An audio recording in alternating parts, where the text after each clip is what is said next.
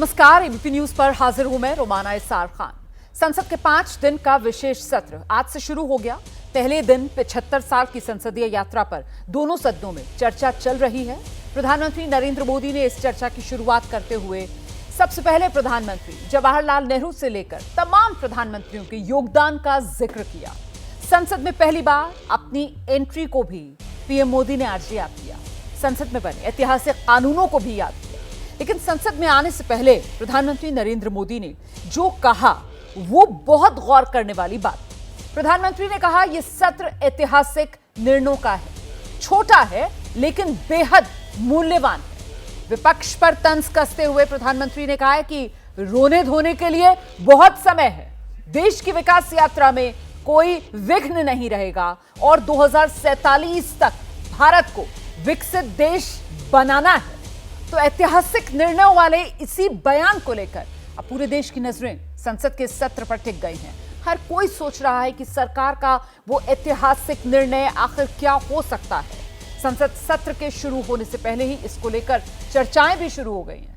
हालांकि सरकार की तरफ से पहले 4 बिल को पेश करने की बात कही गई थी, अब बढ़कर वो 8 हो गए हैं और सरकार के लिस्टेड बिल के अलावा भी नया बिल लाने का सरकार को विशेषाधिकार हासिल है।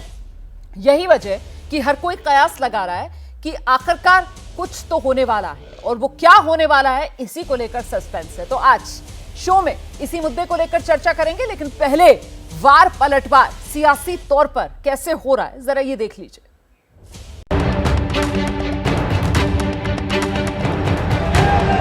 तो प्लीज सिट डाउन, कंट्रोल मेरे पास है, please sit down.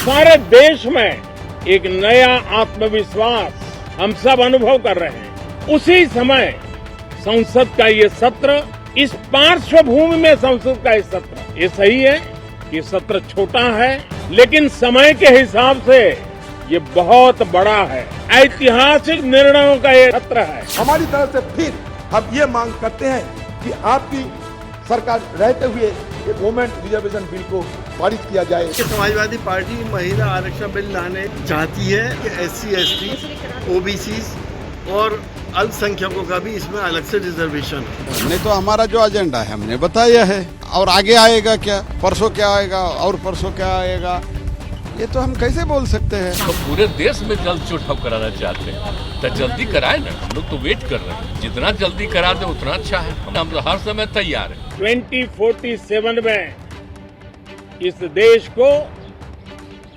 Develop country बना करके रहना है। इसके लिए आने वाले जितने भी निर्णय होने वाले हैं वो इस नए संसद भवन में होने वाले हैं और इसलिए अनेक प्रकार से महत्वपूर्ण ये सत्र है। मैं सभी आदरणीय सांसदों से आग्रह करता हूं कि छोटा सत्र है, ज्यादा से ज्यादा समय उनका मिले, उमंग और उत्साह के वातावरण में मिले। रोने धोने के लिए बहुत समय होता है, करते रहिए।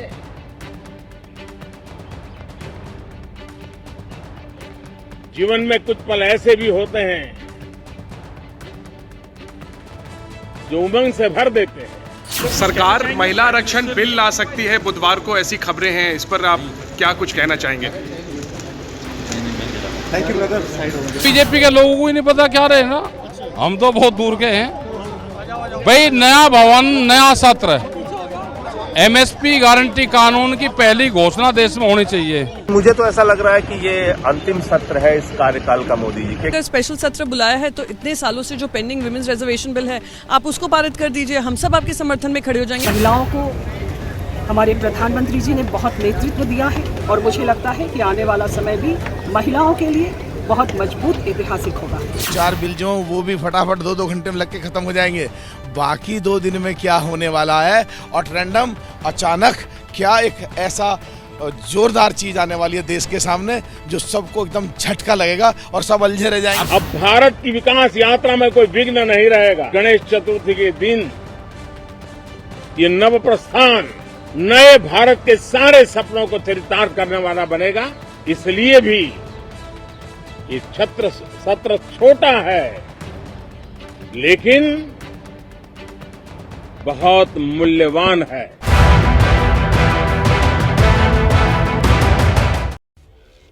तो प्रधानमंत्री मोदी की तरफ से बार बार इस बात को रेखांकित किया गया कि यह सत्र छोटा है लेकिन बेहद महत्वपूर्ण है।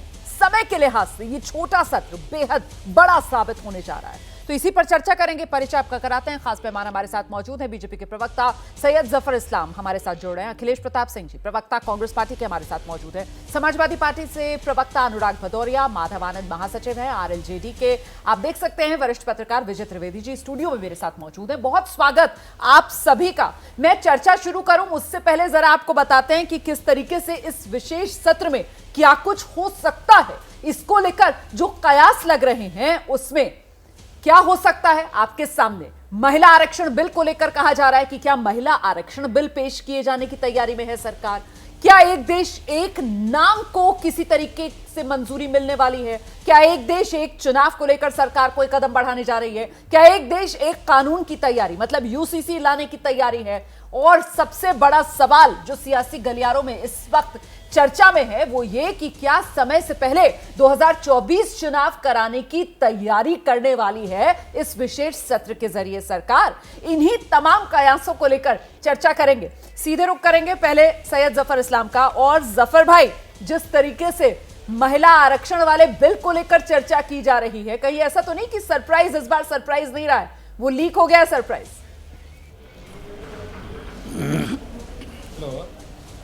देखिए, ये जानकारी तो मुझे नहीं है कि कौन सा बिल पेश हो सकता है। आपने पार्लियामेंट्री अफेयर्स मिनिस्टर को सुना, अलग अलग अटकलें लगाए जा रहे हैं। 8 बिल जिस पे चर्चा होनी है उसके बारे में एजेंडा ऑलरेडी बता दिया गया है जी। विशेष अधिकार सरकार का रहता है, कोई भी और चीज टेबल करना हो तो ये विशेष अधिकार सरकार का है, वो कर सकती है। अटकलें लोग लगा रहे हैं कि विमेन रिप्रेजेंटेशन बिल, विमेन आरक्षण बिल और 10 तरह की बातें कर रहे हैं। इसकी मुझे कोई सूची नहीं है, कोई जानकारी नहीं, मैं इस पर कोई टीका टिप्पणी नहीं करूंगा। लेकिन मैं इतना जरूर कह सकता हूं कि जैसा आदरणीय प्रधानमंत्री जी ने कहा है, ये सत्र जो है वो ऐतिहासिक सत्र है। आज जो जब 75वें साल के इसमें इस ऐतिहासिक पल में जब आदरणीय प्रधानमंत्री जी ने जितनी बातें करी उसमें नेहरू जी की उन और पुराने प्रधानमंत्रियों की अच्छी बातों को सामने रखा। लेकिन वही विपक्ष को देखिए, चाहे खड़गे जी हो चाहे अधीर रंजन जी हो, उन्होंने आज भी वही सियासतबाजी की, वही जो नेगेटिविटी। अरे सरकार को कटघरे में खड़ा करने के लिए बहुत सारे दिन होते हैं। आज कम से कम ऐसा दिन था, जश्न मनाने का दिन था। कल हम एक ऐसी जगह जा रहे हैं, ठीक है ये पार्लियामेंट में अंग्रेजों ने बनाया था, हमारा पैसा लगा था, लेकिन एक ऐसे पार्लियामेंट में जा रहे हैं जहां हमारा पैसा, हमारा खून पसीना और साथ साथ हमारे देश ने बनाया है। तो ये गर्व का पल था, लेकिन इस गर्व के पल में भी वो राजनीति दिखती है उनको, और आज भी राजनीति करते रहे। लेकिन प्रधानमंत्री एक स्टेट्समैन है, ऐसे शुभ आरंभ में उन्होंने सिर्फ लोगों की अच्छाइयों को बयान किया, हर एक फर्द जिसका कंट्रीब्यूशन है, जिन्होंने योगदान किया उसके बारे में बात की। लेकिन नहीं, इसमें कोई दो राय नहीं है कि प्रधानमंत्री नरेंद्र मोदी ने आज खुले मन से, बड़े मन से सबका गौरवगान का अवसर इस मौके को करार दिया है, जिसमें पंडित जवाहरलाल नेहरू से लेकर डॉक्टर मनमोहन सिंह तक का जिक्र प्रधानमंत्री नरेंद्र मोदी की तरफ से किया गया। लेकिन वो सबसे ज्यादा सस्पेंस जिस बात को लेकर है कि वो सरप्राइज कैसे करने जा रही है सरकार और प्रधानमंत्री नरेंद्र मोदी। ऐतिहासिक फैसला होगा। अखिलेश प्रताप सिंह जी, ये प्रधानमंत्री नरेंद्र मोदी की तरफ से संकेत दे दिया गया है कि वक्त अहम निर्णय लेने का है। तो क्या लग रहा है आपको, क्या ऐतिहासिक फैसला हो सकता है? ये जितने मुद्दे में बता रही थी अभी, इनमें से किसी से कनेक्शन लगता है क्या आपको? मुझे तो लगता है कि अगर आदरणीय प्रधानमंत्री जी सही में इस देश का भला और हित चाहते होंगे तो मोडानी घोटाले पे जेपीसी बिठा सकते हैं। मुझे ऐसा विश्वास होता है कि वो नए सदन में नई लोकतांत्रिक परंपराओं और विपक्ष की आवाज़ और देश के हित की बात करेंगे। जो हिडेनबर्ग और तमाम विदेशी अखबारों में और यहाँ पे भी मामला सुप्रीम कोर्ट तक में चल रहा है, मोडानी घोटाले की जांच वो जेपीसी से कराने का भी निर्णय ले सकते हैं। किसानों का एमएसपी का वादा जो अधूरा पड़ा है, उसकी घोषणा तत्काल कर सकते हैं। और जो नोटबंदी भी एक बड़ा घोटाला साबित हुआ था इस देश में, उसके ऊपर भी जांच बिठा सकते हैं। जो ईसी को और स्वायत्तता देने की, या लोग कह रहे हैं कि उसके पर कतरने की तैयारी में है केंद्र सरकार, तो ऐसा उसको पलट करके इसी को निष्पक्ष और स्वायत्तता प्रदान कर सकते हैं, जिससे नए भवन में जाने का कुछ ऐतिहासिक संदेश इस देश को जाए, कि जिससे लगे कि हाँ, यहाँ पे निष्पक्षता से, पारदर्शिता से लोकतंत्र की जड़ों को और मजबूत किया जाएगा और विपक्ष की भी आवाज़ सुनी जाएगी। सदन में मौजूद रहेंगे, विपक्ष के माइक को म्यूट नहीं किया जाएगा, विपक्ष की आवाज़ को स्पंज नहीं किया जाएगा, विपक्ष के नेताओं पर से कैमरे को दूसरे तरफ नहीं घुमाया जाएगा। इन सब चीज़ों की अपेक्षा करते हैं यदि माननीय प्रधानमंत्री जी सही में मनसा वाचा कर्मणा ये कहते हैं कि नए भवन में नए लोकतांत्रिक मान्यताओं को जन्म दिया जाएगा, तो उसके अनुसार तो हम यही अपेक्षा करते हैं। ठीक है सर, तो मतलब अनुराग भदौरिया जी मतलब नई संसद में भी घेराबंदी का सरकार का अंदाज जो है विपक्ष का, वो वही पुराने मुद्दों और पुराने अंदाज में ही नजर आएगा। देखिए, बात नए और पुराने की नहीं है, बात जनता तो वही है। हम तो कहते हैं बधाई, नए पार्लियामेंट में लोकसभा के सदस्य बैठेंगे, लेकिन जनता तो अपने मुद्दों पे ही है ना। उसने 2019 में जो वोट दिया था तो इसीलिए दिया था ना जनता ने, इसलिए तो नहीं दिया था कि आप संसद एक और भव्य बना लेंगे, उसमें शिफ्ट हो जाएंगे। उसने इसलिए वोट दिया था आपको कि आप जब सत्ता में आएंगे तो किसान की इनकम भी दुगनी हो जाएगी, युवाओं को भी बेरोजगार मिल जाएगा, महंगाई जो आज चरम सीमा पे है, कमर तोड़ है, वो उतनी महंगाई नहीं होगी, हर चीज़ें सस्ती होगी। इसीलिए तो जनता ने वोट दिया था। जनता तो अपना इंतजार, अपने हक का इंतजार कर रही है, जो वादे किए थे उसका इंतजार कर रही है। महिलाओं की समस्याएं दूर हो जाएंगी, बेटी पढ़ाओ बेटी बचाओ की बात होती थी, और जिस तरह के मणिपुर की बेटियों के साथ में और पहलवान बेटियों के साथ में अन्याय होता रहा, सरकार चुपचाप रही। अब सवाल यह है कि बीजेपी के प्रवक्ता कह रहे थे कि भाई जश्न मनाने का दिन है। भाई देखो, अभी हम जश्न मनाने के मूड में नहीं हैं। आप ये सुन लीजिए, हमारे जिस तरह के जवान शहीद हुए हैं अभी अभी कश्मीर में, उन परिवारों की देखिए, उस शहीद परिवारों को देखिए जरा, उनको नमन कीजिए, उनको अपने सामने चित्रण लाते हैं तो दिल दहल जाता है, कलेजा फट के बाहर आता है कि एक माँ किस तरह से कह रही है कि हाथ जोड़ के कि हमने बेटा अपने देश को दे दिया था, और जिस तरह से वो कहती है मैं रोऊंगी नहीं क्योंकि बेटा मैंने देश को दे दिया था, तो कलेजा चीर जाता है वो। इसलिए हम जश्न नहीं मना सकते। इसलिए आपसे मैं जो कहना चाहता हूं कि जनता आपके मुद्दों पे बात कीजिए तो ज़्यादा अच्छा है। कभी आप ले आते हो एक आस्ते से छोड़ देते हो कि हम इस बार इंडिया और भारत में, तो पता चल रहा 10 दिन तक इंडिया भारत में डिबेट हो रही है, फिर आप चर्चा छोड़ देते हो, नहीं है वन नेशन वन इलेक्शन, पता चलता है 10 दिन तक उसी में चर्चाएं हो रही हैं, फिर यूसीसी लेके आ जाते हो, वो छोड़ देते हैं। भाई आप देश के साथ क्या करना चाहते हो? भाई आप सूत्रों के अनुसार ही देश को चलाओगे कि सरकार भी आके अपनी बात कहेगी कि सरकार क्या करना चाहती है? सरकार बताए ना क्या क्या करना चाहती है पार्लियामेंट के अंदर में, किसने आपको रोका है? बिल भी क्या चोरी छुपे लाए जाते हैं क्या?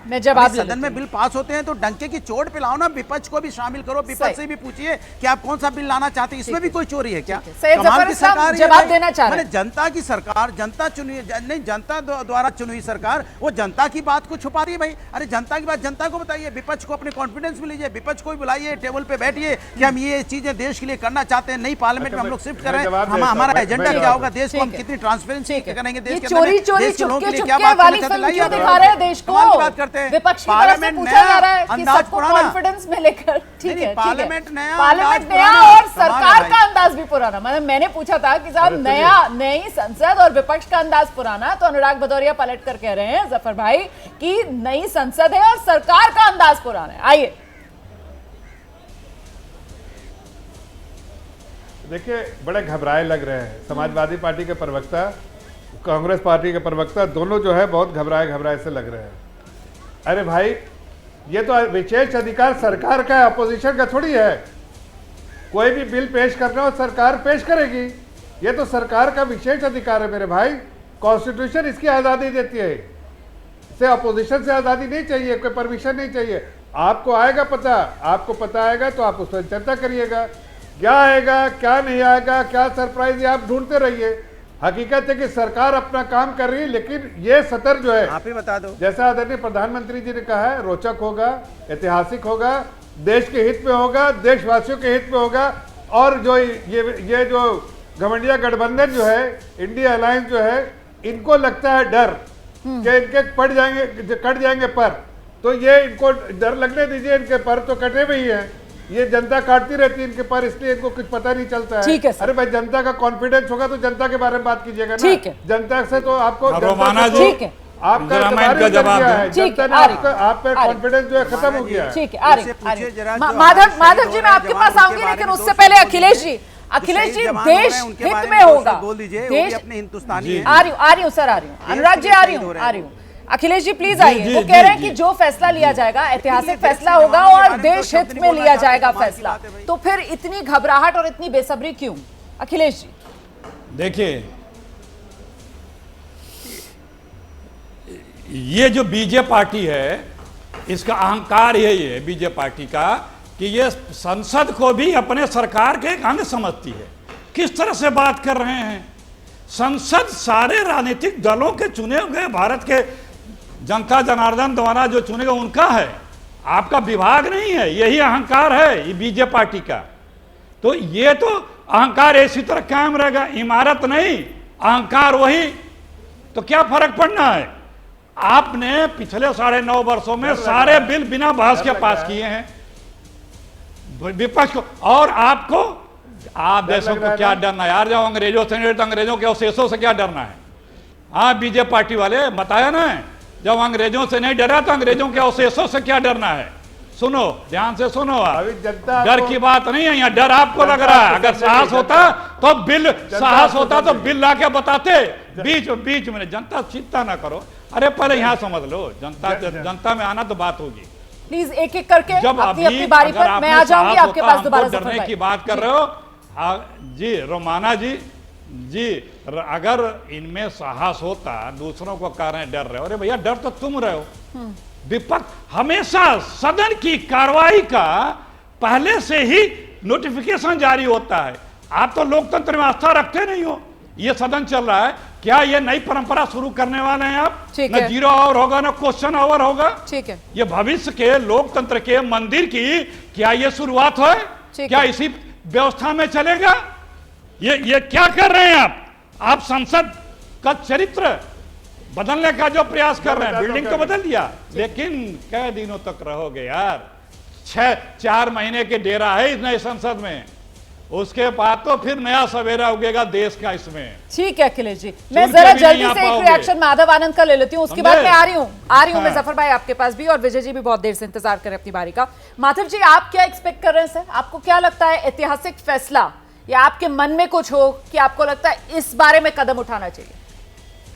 रुमाना जी, आगाज बहुत ही फैबुलस था, और जिस तरह आदरणीय प्रधानमंत्री जी को विश्व के महानतम नेताओं में से जो गिना जाता है, वैसे ही नहीं गिना जाता है। आज विपक्ष क्या सोच रहा था? यही कांग्रेस जो रोंदू पार्टी है, जो हमेशा रोने का ही काम करती है और हमेशा से कहती है कि मोदी जी जो है ना अपनी प्रशंसा करेंगे। आज अखिलेश जी क्या पूरा भाषण नहीं सुने क्या? आदरणीय प्रधानमंत्री जी ने जवाहरलाल नेहरू जी से लेके अभी तक जितने प्रधानमंत्री हुए सबका गुणगान करने का काम किया, जिन्होंने अच्छा काम किया, जिन्होंने जो किया, जितने भी स्पीकर हुए सबका नाम लिया, जो स्टाफ है उसका भी नाम लिया, सबको उन्होंने धन्यवाद देने का काम किया। इनका आदरणीय प्रधानमंत्री जी का दिल कितना बड़ा है। अब उस खुशी में भी अपने उनको दुख हो रहा है, तो आप अनुमान लगा सकते हैं कि इस अलायंस का और इस पार्टी का क्या हो सकता है। अब आपने कहा कि क्या होने जा रहा है, क्या करना चाहते हैं मोदी जी? मोदी जी विकसित राष्ट्र बनाना चाह रहे हैं, भारत को विकसित बनाना चाह रहे हैं, डेवलप। आपके टाइम में एलडीसी कंट्री में इंडिया गिना जाता था, list developing country. Akhilesh ji, list developing country. आदरणीय मोदी जी ने डेवलपिंग कंट्री बनाया और विश्व की तीसरी अर्थव्यवस्था बनाने का उन्होंने संकल्प लिया है, और पूरे देशवासियों को वादा किया है कि विश्व की तीसरी बड़ी अर्थव्यवस्था जिस दिन हो जाएगी तो आप विकसित राष्ट्र में भी गिने जाएंगे। मोदी जी की परिकल्पना ये है। आप हमेशा रोने का, अच्छे अवसर पे भी रोते हैं। अरे जनता आपको इसलिए रोंदू पार्टी कहना स्टार्ट कर दिया है, आप हमेशा रोते ही रहते हैं। अरे अच्छी चीज में, ऐतिहासिक दिन है, जश्न का माहौल है। इतने पुराने वर्षों से हम लोग पुराने संसद को देख रहे थे, नया संसद बना है, सबके लिए बना है। इसमें रोने का काम मत कीजिए, जश्न मनाइए, प्रधानमंत्री जी को धन्यवाद देने का काम। ठीक है जी, अनुराग भदौरिया जी आप ही आइए सर। वो कह रहे हैं कि साहब ये जश्न का मौका है, जश्न मनाइए। देखिए, आप उनसे पूछिए। हाँ ठीक है, भारतीय जनता पार्टी के लिए जश्न का मौका हो सकता है, जहाँ पे महंगाई दर 8 के करीब पहुँच रही हो, बीजेपी के लिए जश्न का मौका हो सकता है। जहाँ बेरोजगारी से लोगों की कमर टूट रही हो और 7.5 के ऊपर हो, वहाँ बीजेपी के लिए जश्न का मौका हो सकता है। जहाँ पे मणिपुर की बेटियां न्याय के लिए गुहार लगाती रहे, उनके साथ अत्याचार होते रहे, तो भारतीय जनता पार्टी इसमें चुप बैठी रही, यहाँ हो सकता है। हम कहते हैं कि जिस तरह से पहलवान बेटियों के साथ अन्याय हुआ, किस बात का जश्न आप मनाना चाहते हैं, बता दीजिए मुझे। देश में ऐसा क्या हुआ, हमारे यहाँ जवान लगातार शहीद हो रहे हैं, और क्या हम यहाँ जश्न मनाएं? हम नहीं मना सकते। हम जिस तरह से किसान परेशान, हम जश्न नहीं मना सकते, हम नहीं मना सकते जश्न। मैं आपसे कहना चाहता हूं कि देश की मूल समस्याओं पे आप चर्चा नहीं करना चाहते हो, कहते हो जश्न मनाइए भाई। किस बार? नई पार्लियामेंट बनने पे जश्न मनाएं? क्या लोगों के नए घर बन जाए उस पर जश्न मनाएं? अरे नई पार्लियामेंट मैं कहता हूं अच्छी बात है बनी, लेकिन हमारी जिम्मेदारी नहीं थी कि हम वो लोग जो गरीब हैं, परेशान हैं, उनके अपने पैरों पे वो खड़े हो जाते, वो आज अपने बच्चों को अपने जो उनकी रोजमर्रा की चीजें हैं, रोज उनमें सहूलियत मिल जाती, तब जाके जश्न मनाने में अच्छा लगता। ठीक है, हाँ ये बात सही है कि आपको अच्छी अच्छी बातें करनी बहुत आती है भारतीय जनता पार्टी को, लेकिन जनता के बारे में आपने सोचना बंद कर दिया है। ठीक है, इसलिए मैं आपसे कह रहा हूं कि 2024 में नई पार्लियामेंट में, सुन लीजिए, नई पार्लियामेंट में नई सरकार आएगी, नए प्रधानमंत्री आएंगे और वो इंडिया गठबंधन से आएंगे। भारतीय जनता पार्टी को पुराने पार्लियामेंट से जो उन्होंने वादे किए थे वो वादे पूरे नहीं किए, नए पार्लियामेंट में यही देश की जनता उनको सत्ता से बाहर फेंक देगी। ठीक है, मैं पत्रकारों का जरा रुख कर लेती हूँ। मैं विजय जी के पास पहले चलती हूँ और आप देख सकते हैं वरिष्ठ पत्रकार विनोद अग्निहोत्री जी भी हमारे साथ जुड़ गए। विजय सर, आपके पास आ रही हूँ। पहले आपने पक्ष और विपक्ष दोनों को सुना, तो कुल मिलाकर इतनी तस्वीर जरूर साफ हो रही है इस विशेष सत्र के जरिए कि साहब 24 को लेकर एक नैरेटिव सेट होता हुआ साफ तौर पर नजर आ रहा है। एक तरफ सत्ता पक्ष है जो बता रही है किस तरह देश के अंदर उत्साह, उत्सव, उमंग का माहौल है, और दूसरी तरफ विपक्ष है जो कश्मीर से लेकर मणिपुर तक और आर्थिक नाकामियों को सरकार की गिनाता हुआ एक निराशा की बात कर रहा है। ये सीधा नैरेटिव का डिफरेंस। बिल्कुल, और खास तौर से जब विशेष सत्र और अब 2024 के चुनाव तो बहुत करीब आ गए हैं, उससे पहले 5 राज्यों के विधानसभा चुनाव भी हैं, तो सबका एक नैरेटिव सेट करने का ये एक मौका मिल गया है। और खास तौर से सरकार ने जब ये विशेष सत्र बुलाया है तो उसका पर्पज ही कुछ विशेष करने का है जी। और वो विशेष क्या हो सकता है? वो विशेष हो सकता है जिसका पॉलिटिकल डिविडेंड हो, मतलब जो 24 चुनाव का एजेंडा सेट करे। हाँ। मतलब देश का डेवलपमेंट, देश का फायदा तो हो गई, क्योंकि संसद कोई भी काम ऐसा नहीं करती, मैं समझती, जिसको संसद देश का फायदा नहीं हो, तो वो पॉलिटिकल डिविडेंड होगा। अब उसमें यदि हम वन नेशन वन इलेक्शन की बात करें, आपने लिखा हुआ है कि वन नेशन वन इलेक्शन, तो वन नेशन वन इलेक्शन का मुझे नहीं लगता कि कोई इस सरकार को पॉलिटिकल डिविडेंड है। तो मुझे नहीं लगता कि वन नेशन वन इलेक्शन पर ये सरकार अभी विशेष सत्र पर कुछ काम करेगी। ठीक है। जो सबसे बड़ा आपने जो पॉइंट्स लिखे हैं रोमाना जी, एक महिला आरक्षण, एक देश के नाम, एक आपने कहा कि एक देश एक चुनाव, अभी आप रहने दीजिए, एक देश एक कानून, यूसीसी की तैयारी, और हमने कहा कि साहब समय से पहले चुनाव, ये जो चर्चाएं हैं उसके आधार पर जी, समय से पहले चुनाव की संभावना भी मुझे नहीं लगती है कि ना के बराबर ठीक है सर। अब उसमें सबसे इंपॉर्टेंट जिससे पॉलिटिकल डिविडेंड भी मिलता है, देश की पॉलिटिकल तस्वीर भी बदलती है और सोशल रिफॉर्म का भी एक बड़ा कदम होता है, वो है महिला आरक्षण बिल। तो क्या सरकार महिला आरक्षण बिल पर आगे बढ़ना चाहती है? अभी आज शाम को 6:30 बजे कैबिनेट की बैठक हो रही है, उससे पहले होम मिनिस्टर साहब लॉ मिनिस्टर के साथ और पार्लियामेंट्री अफेयर मिनिस्टर के साथ मीटिंग कर रहे हैं। तो इसका मतलब सरकार कुछ बड़ा उस सिलसिले में सोच रही है। महिला आरक्षण बिल को आप सोचें 1996 से शुरू होती है ये लड़ाई और आज तक चल रही है। 2010 में कांग्रेस सरकार ने, यूपीए सरकार ने राज्यसभा में बिल पास कर दिया। अब मुद्दा है कि क्या 2010 के बिल के साथ चलना चाहती है सरकार? क्या उसी के साथ जाएगी? क्योंकि कांग्रेस ने उसे पास करवाया तो वो तो साथ होंगे उस बिल में। और उसके बाद के 4 साल में लोकसभा में वो बिल पास क्यों नहीं हुआ? वो एक बड़ी वजह है। उसकी बड़ी वजह थी कि उस बिल में ओबीसी और जो दूसरे लोग हैं, महिलाएं, उनको आरक्षण रिजर्वेशन के अंदर कोटे में कोटा। तो क्या सरकार कोटे में कोटा लाने के लिए तैयार है? अगर नहीं वो का वही बिल पेश करना चाहेगी तो सब लोग कहेंगे कांग्रेस का ही तो बिल है, जिसके लिए आज लगातार माहौल बन गया कि कांग्रेस भी कह रही है कि बिल को पास कराइए। तो क्या कांग्रेस के बिल पर जाना चाहेगी सरकार? इसकी संभावना कम लगती है। तो कोटा विद इन कोटा जाना एक कॉम्प्लिकेटेड काम है। क्या उस पर सभी लोग पास करेंगे? क्योंकि एक फायदा सरकार को हो गया है, कांग्रेस उनके साथ है, विपक्षी दल उनके साथ हैं, और जो छोटे छोटे दल हैं जो कोटा विद इन कोटा की बात कर रहे हैं, वो दल 38 दल तो बीजेपी के साथ आ गए जी। ज़्यादातर दल उसमें वो हैं जो कोटा विद इन कोटा के सपोर्टर हैं। तो क्या अब जो बड़ी पार्टियां इसके लिए तैयार है? खुद भारतीय जनता पार्टी और खुद कांग्रेस में भी उसको लेकर कन्फ्लिक्ट था। आज भले ही सार्वजनिक तौर पर कर रहा हूँ, पब्लिक फेस के लिए बात कर रहा हूँ, तो कोटा विद इन कोटा के साथ महिला आरक्षण बिल्कुल लेकर आना चाहती है सरकार। अगर वो चेंज करके लाएगी तो फिर आपको लोकसभा में और फिर राज्यसभा में दोनों जगह उस बिल को पास करवाना। मुझे लगता है कि उस पर कुछ काम सरकार कर रही हो, मुझे नहीं पता कि क्या है, क्योंकि कयास लगाना बेमानी बात है, लेकिन वो एक महत्वपूर्ण कदम हो सकता है और हिंदुस्तान की तस्वीर बदलने में सोशल रिफॉर्म का। और देखिए विरोध जब भी आपने जो अभी बात कही ना, क्योंकि इतने वक्त से जब से हम ये सब चर्चाएं सुन रहे थे, तो जो पैटर्न हमने अभी तक देखा है मोदी सरकार का, उसमें लग रहा था कि महिला आरक्षण को लेकर तो इतनी चर्चा हो रही है कि अब सरकार महिला आरक्षण जैसा फैसला लग रहा था कि पता नहीं यही लेकर आ रही है कुछ और। लेकिन ये जो आप बता रहे हैं कि साहब ये किस तरीके से गेम चेंजर हो सकता है, कैसे कांग्रेस वाले बिल से ये फर्क हो सकता है, कोटा विद इन कोटा वाला एक इम्प्रोवाइजेशन के साथ सरकार इस बिल को लेकर आ सकती है और उससे वो मैसेजिंग जिससे पॉलिटिकल डिविडेंड मिले, वो तो वाकई में सर दायरा बहुत बड़ा हो जाता है कि महिला आरक्षण और फिर साथ ही साथ खासतौर से वो ओबीसी के लिए जो उसमें खास प्रोविजन किया जाए, प्रावधान किया जाए, तो ये तो फिर गेम चेंजर वाकई में विनोद जी साबित हो सकता है सरकार के लिए। मतलब जहां तक विपक्ष सोच पा रहा है, क्योंकि हम लगातार ट्विटर हैंडल्स पर देख रहे हैं, कांग्रेस के ट्विटर हैंडल पे भी वो महिला आरक्षण वाला मामला, उसे कहीं ना कहीं अपनी श्रेय लेने की एक कोशिश कि साहब हम लेकर आए थे, वो ये बात फिर उससे आगे बढ़ जाएगी। विनोद जी देखिए, दो चीजें हैं मुझे लगता है जी। महिला आरक्षण बिल जो है अगर आएगा, अगर सरकार लाएगी तो निश्चित रूप से वो वैसा प्रारूप नहीं होगा जो 2010 में जो कांग्रेस के राज्यसभा में पारित हुआ था। सही, क्योंकि उसमें कोटा विद इन कोटा जरूर होगा और कोटा विद इन कोटा अगर होगा तो जाहिर है जो ओबीसी है, जो दलित जो है वर्ग है, उनको एक मौका मिलेगा और भारतीय जनता पार्टी को एक मौका मिलेगा कहने का कि देखिए हम जो है दलितों के लिए और ओबीसी के लिए कितने फिक्रमंद हैं। तो यह निश्चित रूप से एक सामाजिक मैसेज जो है सरकार दे सकेगी। अब इसमें चूंकि कोटा विद कोटा भी अगर आ गया तो ये तो बिल सर्वसम्मत से दोनों सदनों में पास हो जाएगा। कांग्रेस तो साथ देगी, कांग्रेस के पास कोई आधार नहीं होगा इसको रोकने का। और जो दल अभी तक विरोध करते रहे हैं लोकसभा में, खासकर Samajwadi party, Janata Dal United, RJD, वो भी इसका समर्थन करेंगे कि यही उनकी बुनियादी मांग है। उनके पास कोई विरोध का मुद्दा ही नहीं है। और जिसकी चर्चा आप नहीं कर रहे हैं वो है शायद जो वो है रोहिणी कमीशन का मुद्दा।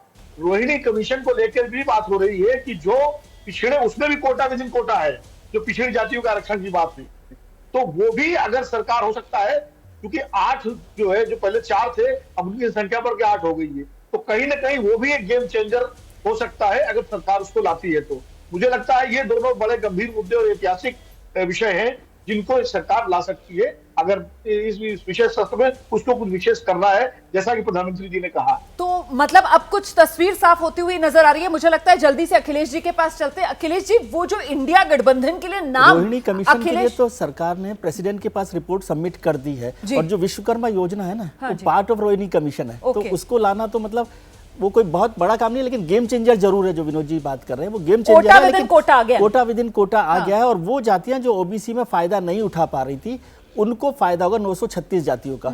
और उसका एक बड़ा हिस्सा विश्वकर्मा योजना में कर दिया, जब 18 कामगार जो है जिनको लाभान्वित करने के लिए 13,000 करोड़ कर दिए, तो वो तो सरकार ने एक मैसेजिंग कर ही दी है उसमें। तो सर सीधा फिर इससे घेराबंदी तो विपक्ष की होती हुई नजर आ रही है ना, क्योंकि इंडिया गठबंधन नाम से पहले अखिलेश यादव की तरफ से पीडीए सुझाया जा रहा था कि साहब आप अपने जो अलायंस है उसका नाम हम लोग पिछड़ा, दलित, आदिवासी रख लेते हैं। और यहां पर अगर महिला आरक्षण वाला मामला जो है उसको लेकर भी अब ये कहा जा रहा है कि ये कांग्रेस वाला बिल नहीं होगा, जिसको कांग्रेस भुनाने के चक्कर में है कि साहब ये पहल तो हमने की थी। यहां बात उससे आगे की है, यहां महिला आरक्षण में भी आगे आरक्षण देने की सरकार की तैयारी।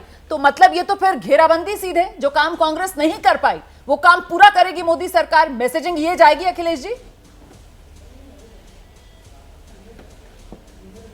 अब आप लोग पार्लियामेंट में बिल आने वाला है, कैबिनेट बैठने वाली है और सूत्रों पे बहस हो रहा है।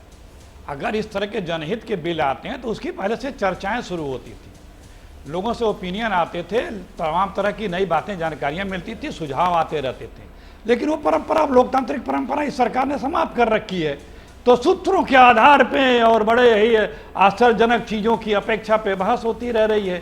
जब लाएंगे तो उसके जब कोई मजमून आएगा तो बहस करेंगे, क्योंकि आप लोगों ने 1 इलेक्शन 1 नेशन पे भी 8 दिन तक खूब बहस करने का प्रयास किया। जब मजमून मांगा गया तो दाएं बाएं हर कोई झांकता था, अब उस पर जिक्र तक नहीं करते हैं, नाम तक नहीं लेते हैं। जो सरकार महिलाओं के प्रति जरा सा भी आदर न रखती हो, चाहे मणिपुर हो चाहे दिल्ली हो, बिल लाने दीजिए ना, देखा जाएगा क्या करना है। यहाँ बात हुई रोने धोने की, सबको पता है कौन रोता है कौन धोता है, बताने की आवश्यकता नहीं है।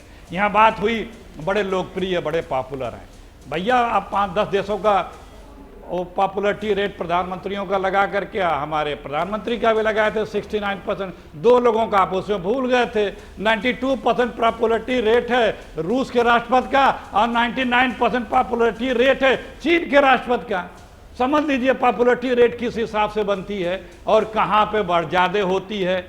इसमें अब ज्यादा व्याख्यान करने की मुझे आवश्यकता नहीं है। तो लेकिन अखिलेश जी ये विशेष सत्र जो संसद का बुलाया गया है उसी को लेकर चर्चा कर रहे हैं सर हम। अभी जरा लोकप्रियता के बारे में बाद में बात कर लेंगे, प्रधानमंत्री नरेंद्र मोदी की कितनी है कितनी नहीं।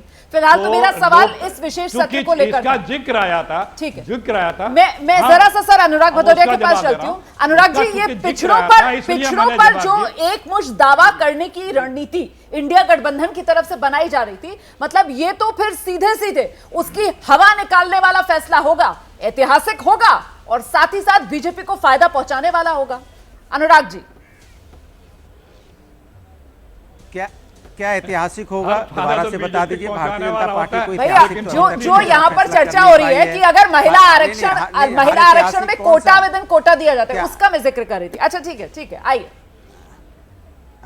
हाँ देखिए दिक्कत यह है कि भारतीय जनता पार्टी के यहाँ से एक सूत्र आते हैं और उस सूत्र में सभी पिरो दिए जाते हैं और वो सूत्र जो होते हैं वो सूत्र आपको महीना भर बांधे रहते हैं और उसके बाद जब पता चलता है तो वो सूत्र पता नहीं क्या होते हैं, फुसफुस हो जाते हैं।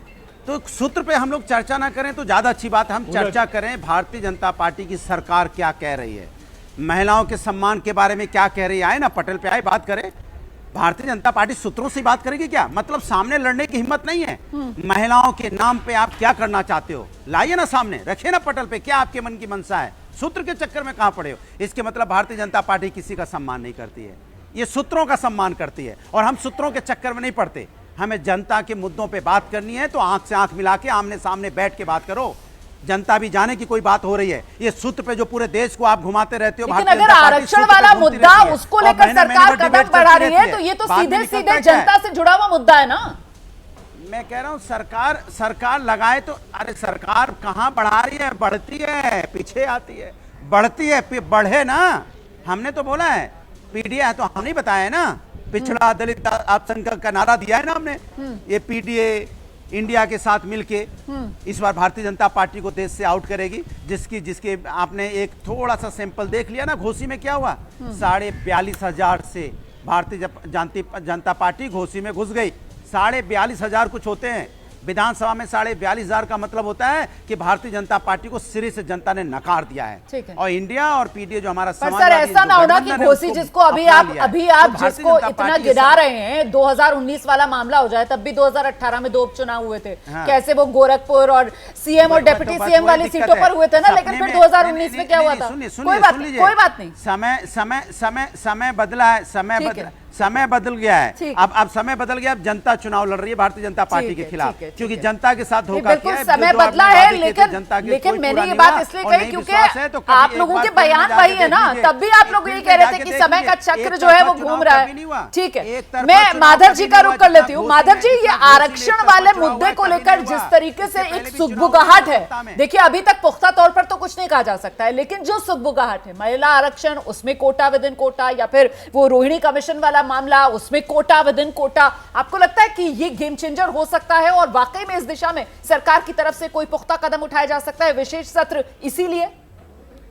सुमाना जी, आदरणीय प्रधानमंत्री जी ने आज सुबह में यह स्पष्ट कर दिया था कि छोटा सा सत्र है लेकिन यह सत्र ऐतिहासिक होगा। और आदरणीय प्रधानमंत्री जी तो फ्रंट फुट पे खेलना जानते हैं, इन लोगों के तरह नहीं है। प्रधानमंत्री जी फ्रंट फुट पे खेलते हैं, जो भी देश हित में होगा, देश के लिए जो जरूरी होगा, चाहे महिलाओं से रिलेटेड बिल हो या तमाम अन्य तरह की चीजें हो, वो करने का काम करेंगे। अब जहां तक ये जितनी भी पॉलिटिकल पार्टियां हैं, जो आपने कहा कि अलायंस, इंडिया गठबंधन, घमंडिया गठबंधन, तो अनुराग जी से पूछ लीजिए, चाचा का मन फिर डोल रहा है, नीतीश बाबू का, नीतीश जी का तन मन दोनों डोल रहा है।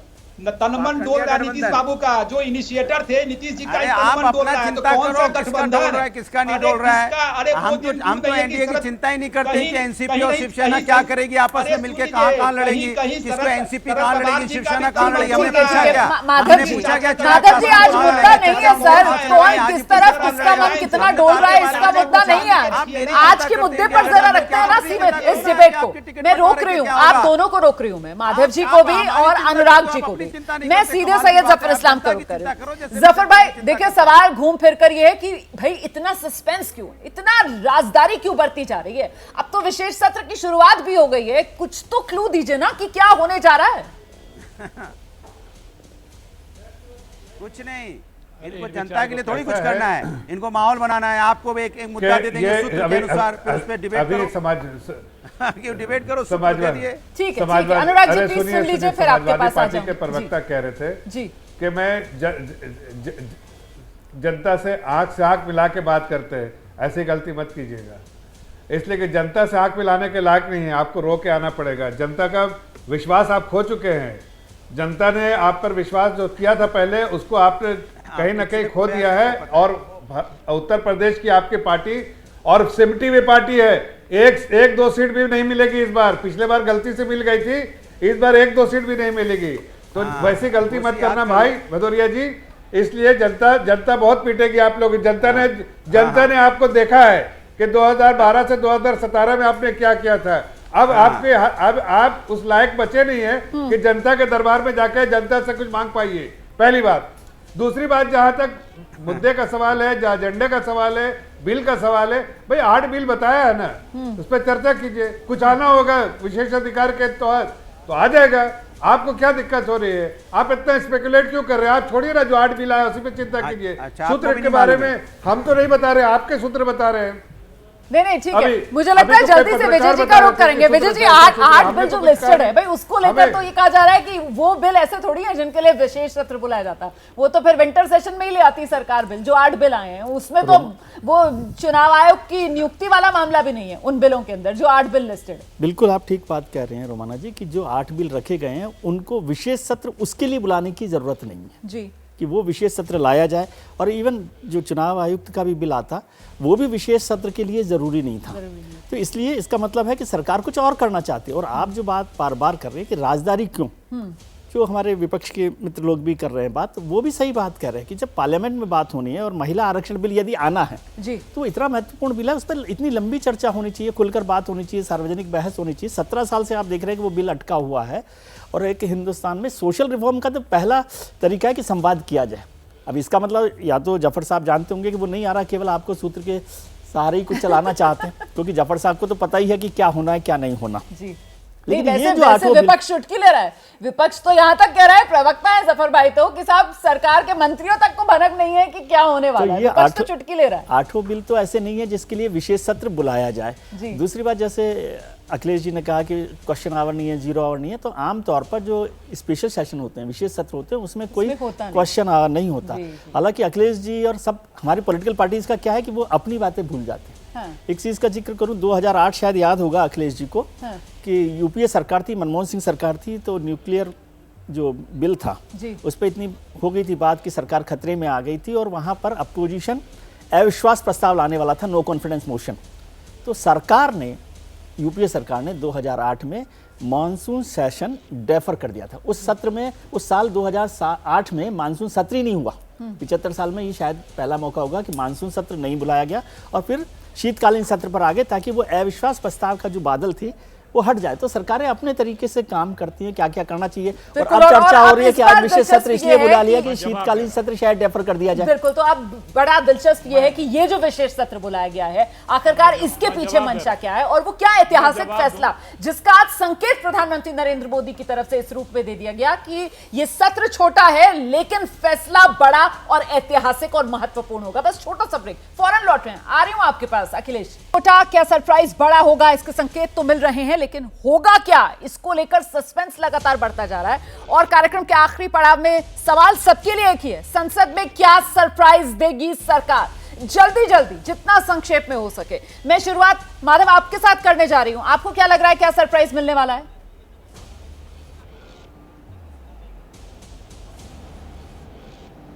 मेरे लिए रुमाना जी माधवानंद।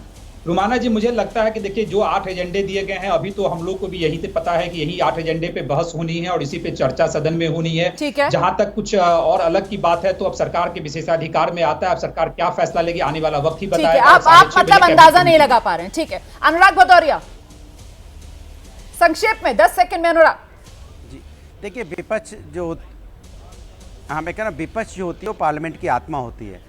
विपक्ष को अगर आप कॉन्फिडेंस में नहीं लेते, इसके मतलब भारतीय जनता पार्टी की जो सरकार है वो लोकतंत्र पे कम विश्वास करती है। अगर लोकतंत्र पे विश्वास करती है तो विपक्ष को कॉन्फिडेंस में जरूर लेती। जो पार्लियामेंट होती है, पार्लियामेंट के अंदर में सत्ता पक्ष और विपक्ष दोनों होता है। हाँ। अगर विपक्ष नहीं होगा तो आप किस बात की वहाँ पे मतलब आप कह रहे हैं कि आप सरप्राइज क्यों? इसलिए आपको विपक्ष को अपने साथ लेकर चलना होता है, विपक्ष को साथ लेना चाहिए था, सरप्राइज नहीं होना चाहिए था। ठीक है, अखिलेश जी, संसद में क्या सरप्राइज देगी मोदी सरकार?